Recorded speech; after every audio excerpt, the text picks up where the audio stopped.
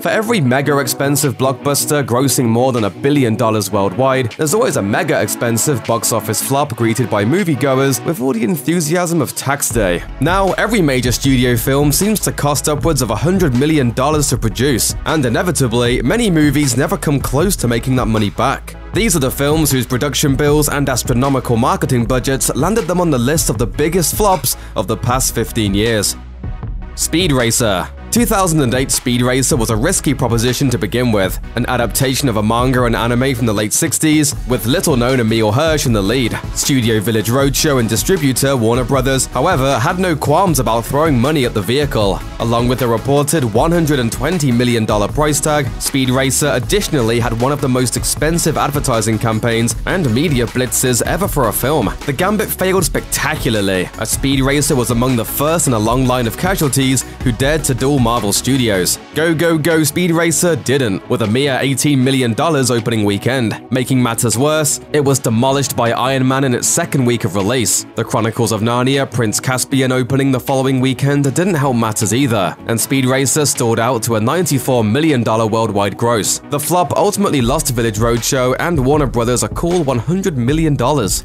Sahara. It's the kind of pulpy fun that should have made for an entertaining flick. Sahara was an attempt to kickstart a new adventure franchise in the mold of Indiana Jones, but trouble started brewing long before the film hit theaters in 2005. The film's initial budget of $80 million swelled to $130 million, and author Clive Cussler, who hadn't been given the final say over the script he'd been promised, tacked on millions in legal fees, suing the producers during an unsuccessful bid to block the film's release. Finally, I said, this is going down the tube.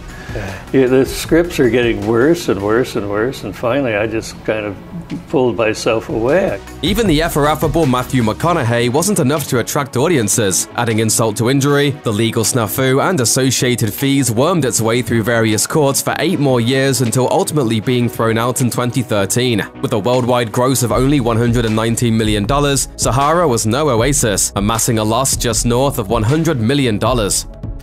How do you know?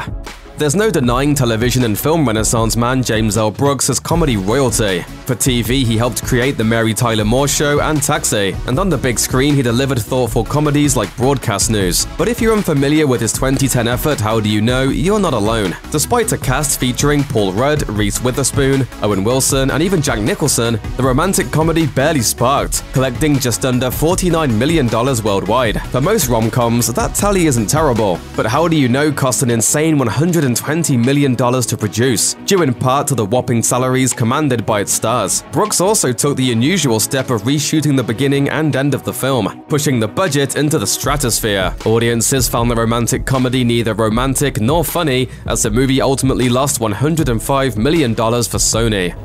That's fantastic. Yep, it's a good one. That's great. Ben-Hur. The 1959 epic Ben-Hur is an unassailable legend, and at its time was the most expensive film ever made. Creating an update to the Charlton Heston epic after 57 years, however, proved to be a major miscalculation for co-financing studios Paramount and MGM. The production delivered plenty of CGI spectacle, but it was hampered by absolutely toxic reviews. The remake was taken out in its opening weekend by Suicide Squad, and the debut smash hit Don't Breathe the following week sealed its tragic fate. Ben-Hur's eventual $94 million gross wasn't even enough to cover its $100 million budget, and the movie eventually took an estimated $120 million loss. The Alamo. Based on the historic San Antonio siege, Disney had big plans for The Alamo. The studio lined up Ron Howard as director, tapped red-hot Russell Crowe to star, and strategically set a 2003 holiday season release date. Exactly none of those things worked out. Then Disney chief Michael Eisner balked at the $125 million budget and slashed costs by hiring the much more affordable John Lee Hancock to direct, and ditched Crowe in favor of Billy Bob Thornton. Unfortunately, Eisner's caution was no match for the public and critical indifference toward the film, with one critic calling it the equivalent of one long drone from a stiff social studies teacher who can scarcely be bothered to add any sort of relevance to the topic. Who remembers The Alamo? Apparently moviegoers didn't, as the movie only grossed a paltry $25 million worldwide. Analysts speculate Disney flushed $120 million down the drain on the picture, making it one of the biggest bombs ever at the time. Sinbad, Legend of the Seven Seas. DreamWorks Animation once looked like a champion of hand-drawn animation in an era when it had been all but completely phased out. The Prince of Egypt was a hand-drawn hit, and The Road to El Dorado looked to keep the streak going. But their success came to an abrupt end with 2003's Sinbad, Legend of the Seven Seas. With a modest $60 million budget and a heavyweight voice cast, DreamWorks felt confident pouring ridiculous amounts of money into a massive worldwide marketing campaign and promotional tie-ins. The film opened against stiff competition with the likes of Terminator 3 and Legally Blonde 2. Sinbad fell overboard, earning only $80 million worldwide. Because of its huge marketing budget, the movie washed out with a $125 million loss, and DreamWorks cut ties with old-school animation. Mars Needs Moms. Mars Need Moms had Giant Gamble written all over it. Despite being produced by the legendary Bob Zemeckis, the story of a young boy who must rescue his mother from Martians failed to strike a chord with audiences. Negative reviews cited the animation, which many moviegoers found flat and mechanical. With a whopping $150 million budget, the film would have had to overperform just to turn a profit. But Disney executives found they needed Antacid instead of Moms after the film pulled in just $39 million worldwide. Putting a serious dent in the House of Mouse's 2011 earnings, Mars Needs Moms never left the launch pad and finished $130 million in the hole. Tomorrowland. In 2015, Disney returned to the world of massive flops with Tomorrowland. A film with a pedigree so solid, the studio could be forgiven for its misplaced confidence. Co-written and directed by The Incredibles Oscar winner Brad Bird, and featuring a cast including George Clooney and Hugh Laurie, Tomorrowland promised an exciting, brain-bending ride through alternate dimensions, and somehow managed to fall disappointingly short.